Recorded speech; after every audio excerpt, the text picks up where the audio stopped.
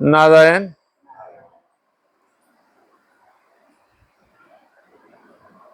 आज क्या सुनना चाहोगे?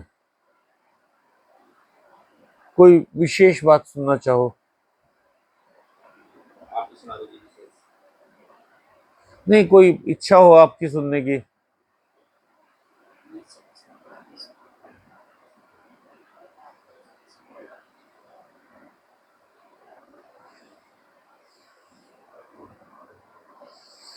एक बार एक राजा था, बड़ा धार्मिक स्वभाव का था, बड़ी पूजा पाठ करता था, बड़े यज्ञ हवन करवाता था। सब मंदिरों को उसने अपनी छत्र छाया में ले रखा था। बड़ी श्रद्धा के साथ रहता था और ये सोच के राज करता था कि ये आसन भगवान का है और मैं भगवान का दूत हूं। तो राजा अपने एक दिन राजा रात को सोया हुआ था, तो हम लोग क्या करते हैं, कपड़ा बिछाते हैं मंदिर में, उस पर अपनी मूर्ति या अपना जो विग्रह है या जो भी शिवलिंग है या कुछ भी है शालिग्राम है, उस पर स्थापित कर लेते हैं। राजा का गद्दा रुई का, खूब पीनी हुई रुई का। तो राजा बड़ा कंफर्टेबली सोया हुआ था, सिल्क की चादर बिछी हुई है ऊपर।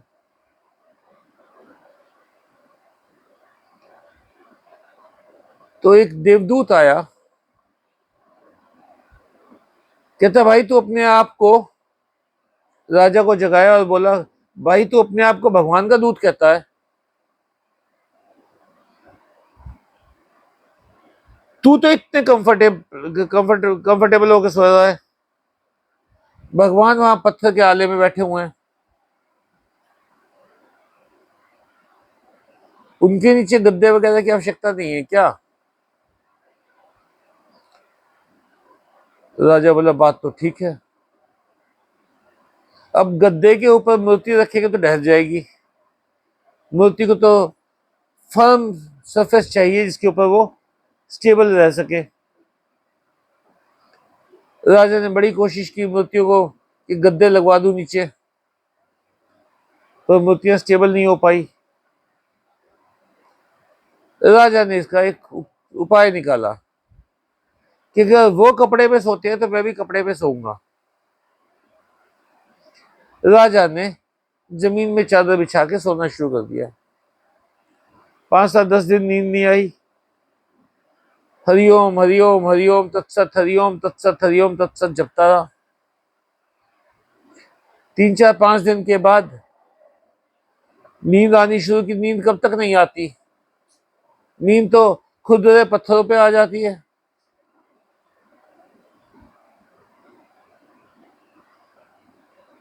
तो देवदूत प्रकट हुआ। देवदूत बोला कि तुम्हें क्या लगता है कि भगवान तुमसे खुश हैं?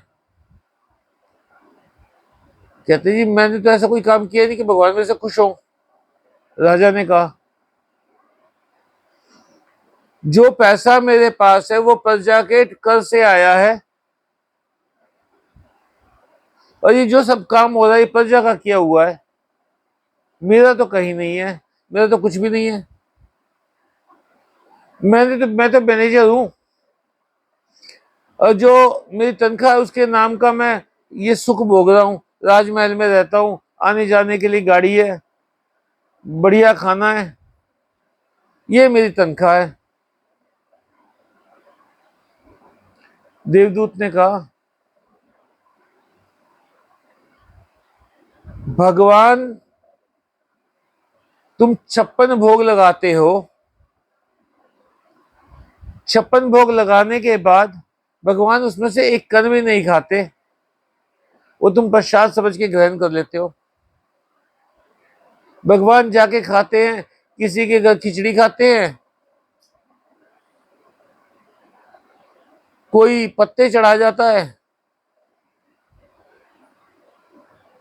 मैं सख्त खिलाफ हूं भांग के, आग के पत्ते जो चढ़ाते हैं शिव जी के ऊपर, धतूरे का फल, आग के फूल, दूब क्यों चढ़ाते हो भाई?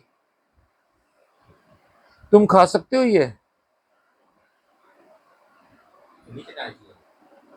मैं तो कहता हूँ नहीं चढ़ानी चाहिए। तो ये कंसेप्ट था ना कि और जैसे आग वगैरह जो जहरीले होते हैं, जैसे जहर होता है, तो इनसे इनका जहर कम होता है। किसका जहर कम होता है? जो संकटवादी है, जहर। क्या आपको ये लगता है कि जो रिएक्शन आज से 13,000 साल पहले हुई थी वो रिएक्शन आज तक जारी है? तो ये इसका मतलब इनसे बनाने से ये ऐसा है जी, हम लोग हैं टुच्चे।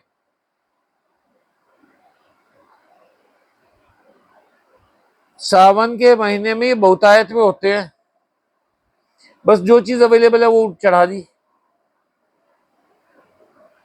भगवान शंकर लड्डू नहीं खा सकते क्या? बर्फी नहीं खा सकते क्या? घी के, देसी घी के परोठे नहीं खा सकते क्या?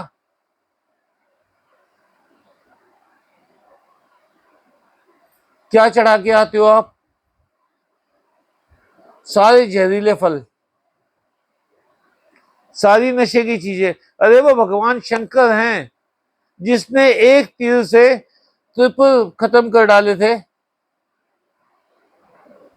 जो सबको सब कुछ देने के बावजूद आज तक नंग धड़ंग पहाड़ों के बीच में बैठे हुए हैं।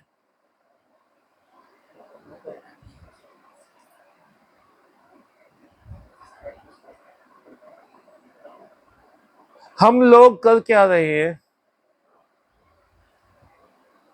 तो देवदूत ने जब ये कहा, राजा ने कहा ठीक, आज के बाद जो भोजन बनेगा मैं सिर्फ उसको देखूंगा भगवान की तरह और खाऊंगा मोटा अनाज। अब मोटा अनाज खाया ना जाए राजा से। धीरे धीरे आदत पड़ी, धीरे धीरे हजम होना शुरू हुआ। अब वो देवदूत फिर आ गया,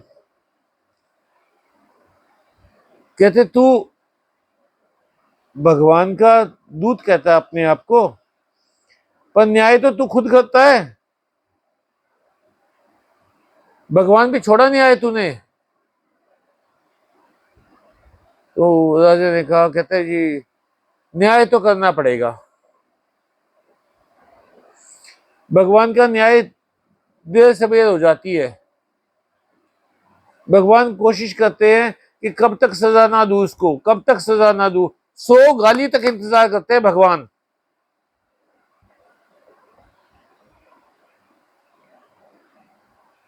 सुदर्शन चक्र तो तब भी था जब शिशुपाल ने पहली गाली दी थी। भगवान इंतजार करते थे, करे जाओ पाप।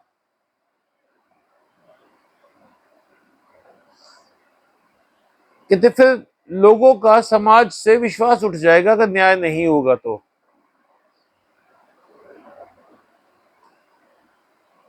कहते मैं जो भी न्याय करता हूं भगवान को साक्षी मान के करता हूं कि भगवान आपने मेरे दिमाग में डाला कि ये बंदा, ये व्यक्ति निर्दोष है, ये दोषी है, उसके हिसाब से मैं सजा देता हूं। तो बोले फिर तू अपने आप को भगवान का दूत कहलाना छोड़ दे।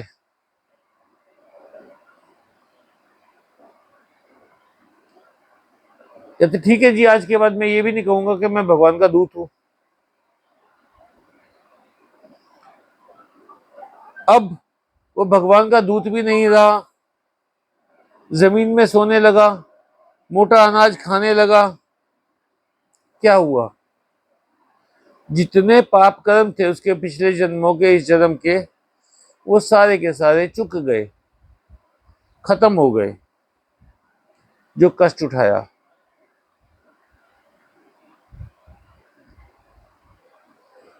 जब ये सब चुक गए तो भगवान आए, कहते बोल भाई क्या चाहिए?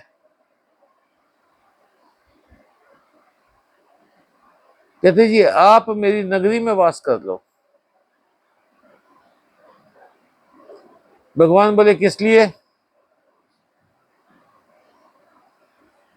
कहते ताकि मेरी सारी प्रजा का भला हो जाए। बतेरी प्रजा मुझे चाहती है, एक बंदा भी नहीं यहां जो मुझे चाहता है।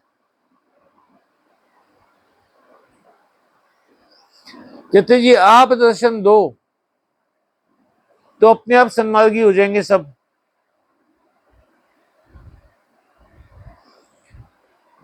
भगवान बोले कहते ठीक है भाई, मैं कल उस पहाड़ पे खड़ा मिलूंगा, अपने सारे उनको कह दे, प्रजा वालों को कह दे लेके आ जा सबको। वो चले तो रास्ते में तांबे के सिक्कों का पहाड़ लगा हुआ, लोग टूट पड़े, पोटलियां बांधने लगे। भगवान मिलेंगे कि नहीं मिलेंगे, तो मिल रहे हैं। बहुत सारे लोग आगे चले गए, आगे चांदी के सिक्कों का पहाड़, आगे सोने के सिक्कों का पहाड़, आगे हीरो का पहाड़। जब हीरो का पहाड़ आया तो बोले इससे आगे तो कुछ है ही नहीं, आगे कुछ नहीं मिलना, यहीं इकट्ठा कर लो। सारे लोग उसमें लग गए। राजा ने बड़ी आवाजें लगाई, सबको समझाने की कोशिश की, किसी ने सुनी नहीं। वो पहुंच गए आगे, भगवान मिले। भगवान ने कहा कहते तूने मेरे से वरदान तो मांग लिया कि मैं सबको दर्शन दे दूं, पर कोई इंटरेस्टेड था कि दर्शन करने में?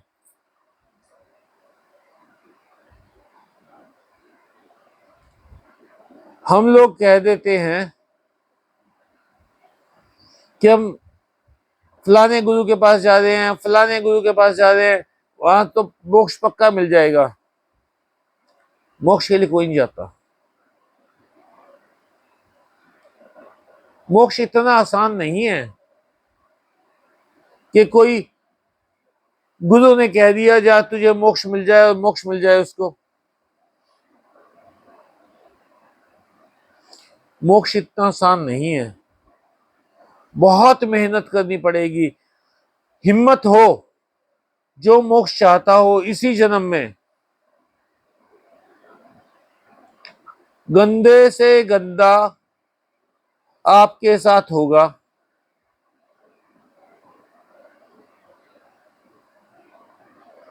रोटियों के मोहताज हो जाओ, परिजन मर जाएं, आप अपंग हो जाओ, जाने कितनी सजाएं हैं भगवान के पास आपके पाप कर्मों के लिए। हिम्मत है किसी भी मोक्ष मांगने की?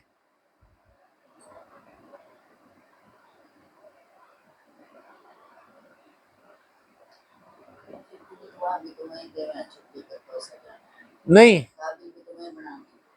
भगवान ने कहा है मैं तेरे साथ लग के सजा भुगतवा दूंगा, पर ये सोचना कि मैं सजा माफ कर दूंगा, ये तेरी गलती है। सजा तो मिलेगी मिलेगी। सजा मिलेगी मिलेगी।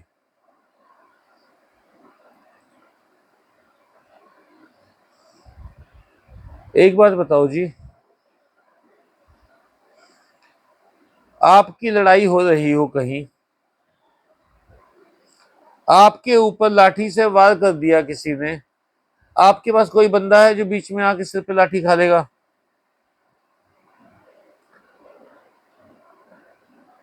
अपने माँ बाप, पत्नी, बच्चों को छोड़ दो, इसके अलावा कोई व्यक्ति है आपके पास जो आके लाठी खा लेगा?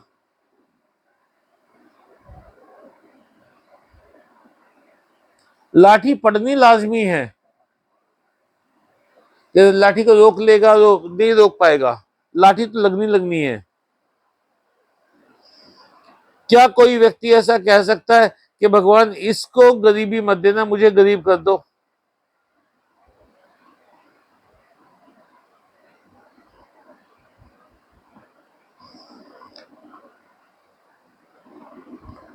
कोई गुरु ये कह सकता है कि इन सारे भक्तों के कष्ट मुझे दे दो, इनके सबके पाप कर्मों की सजा मुझसे ले लो।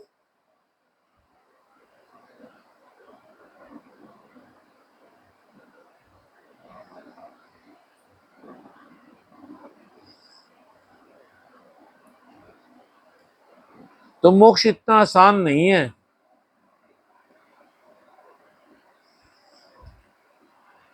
जितने गुरु दुनिया में हुए हैं, क्या आपको पता है रामकृष्ण परमहंस ने अपने मरने से 6 दिन पहले क्या कहा था, क्या आशीर्वाद दिया था जब उनकी आखिरी बार आवाज निकल रही थी कि मैं पुनर्जन्म लूंगा।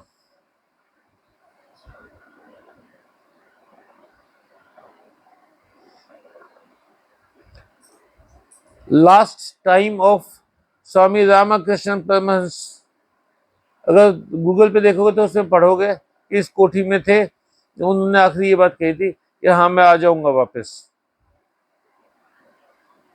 मोक्ष हो गया तो कौन आता है वापस? मोक्ष तो छोड़ना पड़ेगा।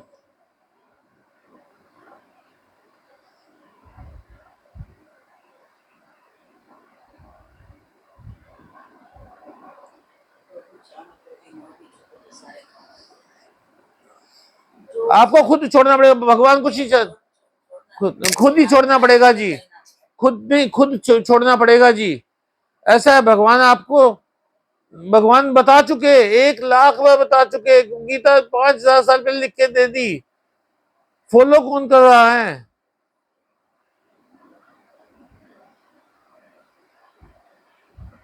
बताओ, भगवान ने कब नहीं बताया? जो मैं बता रहा हूं, मैं कई बार कह चुका हूं कि जो मैं कह रहा हूं, जो मैं बता रहा हूं, ये 1,000 बार रिपीट किया जा चुका है, 1,00,000 बार रिपीट किया जा चुका है, 1 करोड़ रुपए बार रिपीट किया जा चुका है, और आप सब ये बात जानते हो। मैं नई बात कुछ नहीं बताता। नई बात मैं कहां से लाऊंगा? मैं तो अल्प बुद्धि हूं। मुझसे बहुत बड़े बड़े ज्ञानी हो चुके हैं, बहुत बड़े बड़े चिंतक हो चुके हैं।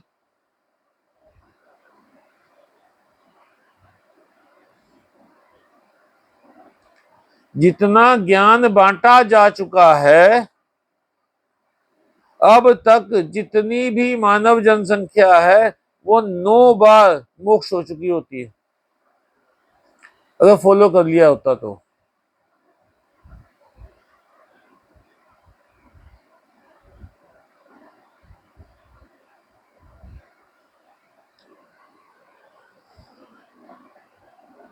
एक मजाक चलता है कि अमेरिका में, जब अमेरिका की और रशिया की खूब खिंची हुई थी,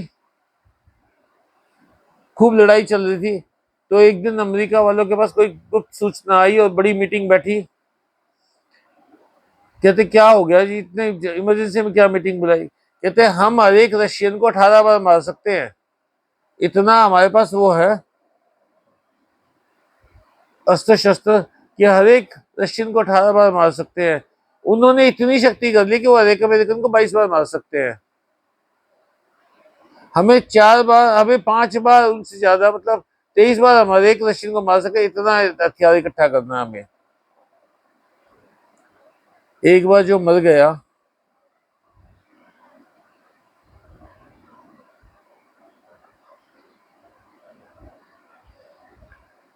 और 9 बार हर किसी का मोक्ष हो गया होता, तो हुआ क्या मोक्ष?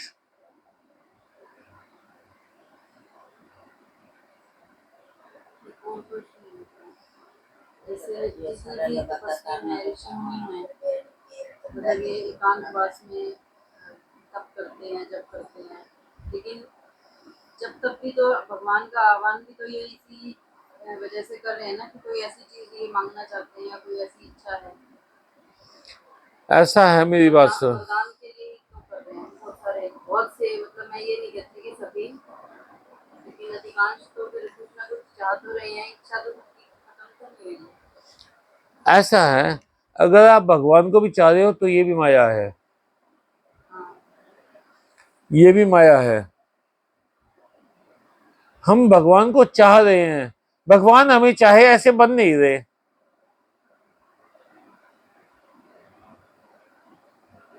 हम चाहते हैं कि भगवान हमें चाहे, पर ऐसे बनने का कोई प्रयास नहीं कि भगवान हमें चाहें।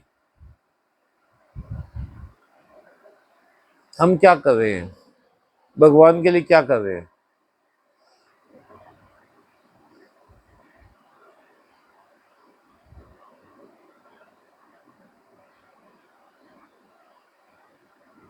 भगवान सूरज जब पूरा होता है ये वो ओशो ने कहा है ना, कल परसों आया हुआ था, किसी सोशल मीडिया पे पढ़ा था मैंने, कहते अगर वो प्रसाद चढ़वा के, दृष्टि चढ़वा के, जमीन चढ़वा के, सोना चढ़वा के आपके पाप क्षमा करा तो भगवान से बड़ा रिश्वतखोर कोई नहीं है।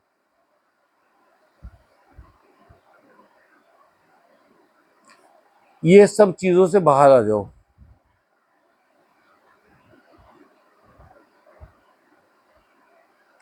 आपने आज सुबह वो गाना चल रहा था उस पे, मोबाइल पे, किस बारे था वो? हाँ, क्या कह रही थी वो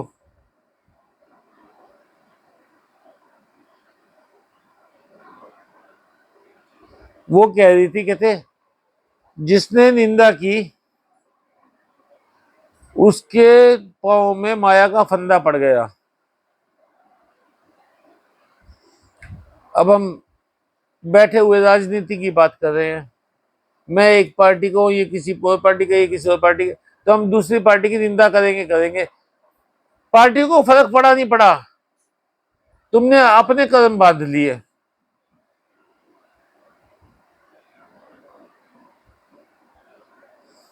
मोदी को गाली दे लो, राहुल गांधी को गाली दे लो, इसको केजरीवाल को गाली दे लो, मुलायम सिंह को गाली दे लो, लालू यादव को गाली दे लो, क्या हुआ? उनको कोई फर्क पड़ा?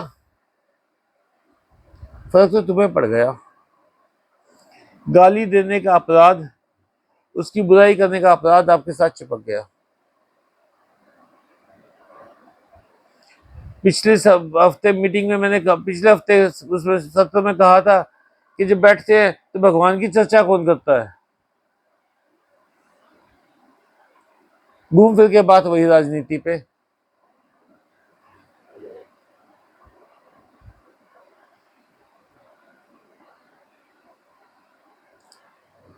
अपने आप को भगवान के साथ जोड़ दो, मजबूत जोड़ दो, कस के जोड़ दो, तभी आप मोक्ष की तरफ कदम बढ़ा पाओगे।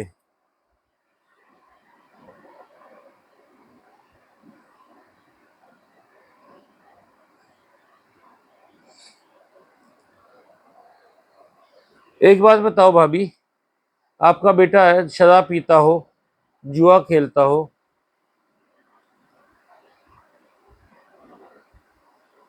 एक वो जुआ नहीं खेलता, शराब नहीं पीता, तो आप आदर्श पुत्र कह देंगे अपने बेटे को कि मैं, हमारा पुत्र आदर्श पुत्र है, जो हम कहें वो चलता है, जो हमारी खूब सेवा करता है, कोई ऐब नहीं है, कह दोगे ना आदर्श पुत्र? तुम कब आदर्श पुत्र बनोगे भगवान के?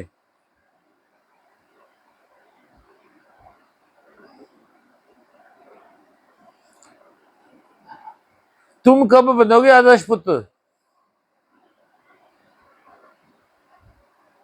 भगवान के बताए रास्ते पे चलेंगे जब बनेंगे, भगवान के बताए रास्ते पे चलेंगे। कोशिश तो नहीं है ना।